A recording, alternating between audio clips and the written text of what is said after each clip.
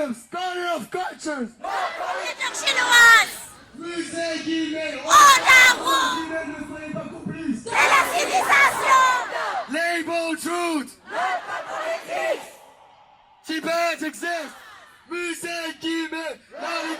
La culture tibétaine. La culture tibétaine.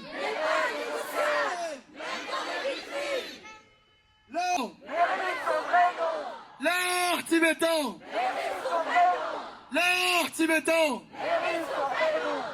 Musée Guillemets, ne soyez pas complices. Corner of Cultures. Museums, Corner of Cultures. Musée Guillemets.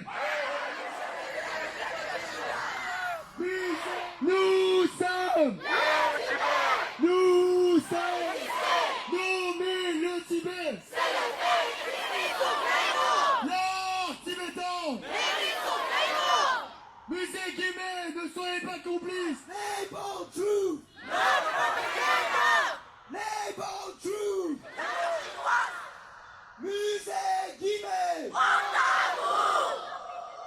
Musée Guillemets.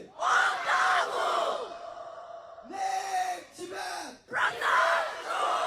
Name Tibet. Name Tibet.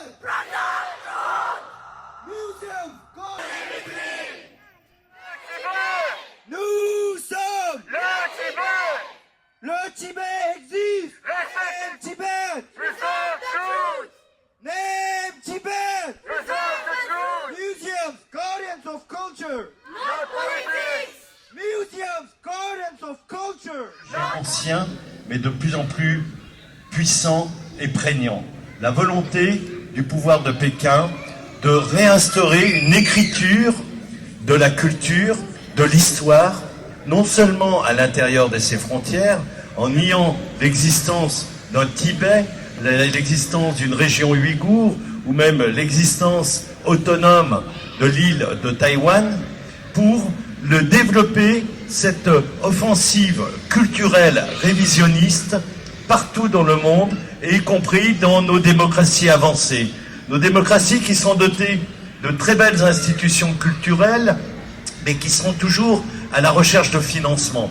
Et cette recherche de financement, comme par hasard, la Chine est là pour proposer de l'argent, pour proposer des moyens.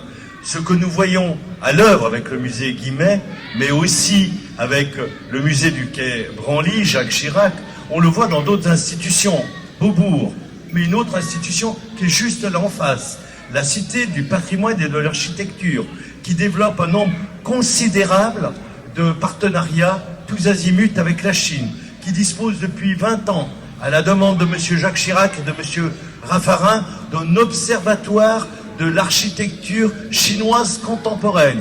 Pourquoi faire des voyages, un colloque une fois par an, entretenir des relations et là démultiplier la présence chinoise. Cet été, nous avions les Jeux Olympiques. Il y avait dans l'institution que je viens de nommer une grande exposition sur le sport et l'olympisme et l'architecture. Étonnamment, un grand nombre de choses qui étaient représentées et montrées étaient des stades ou des réalisations chinoises.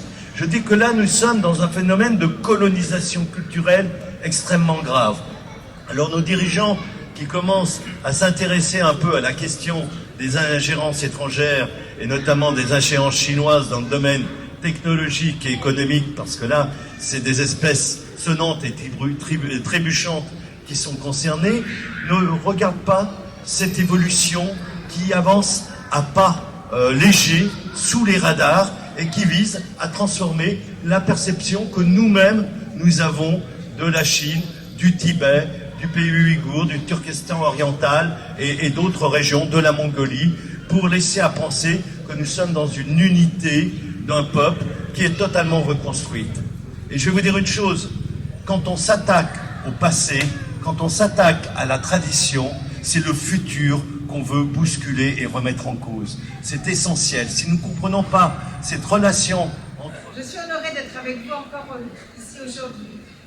Samedi dernier, nous étions devant le musée Guillemets pour réclamer ce que vous réclamez avec, de façon tout à fait juste et légitime, à savoir que le Tibet ne soit pas effacé. Cela est très très important. On le sait parce que à côté de ce nettoyage, de ce génocide qui est mené par la Chine au Tibet, eh bien, il y a toute la question de non seulement de faire disparaître les personnes, mais de faire disparaître effectivement leur culture, leur langue, leur patrimoine.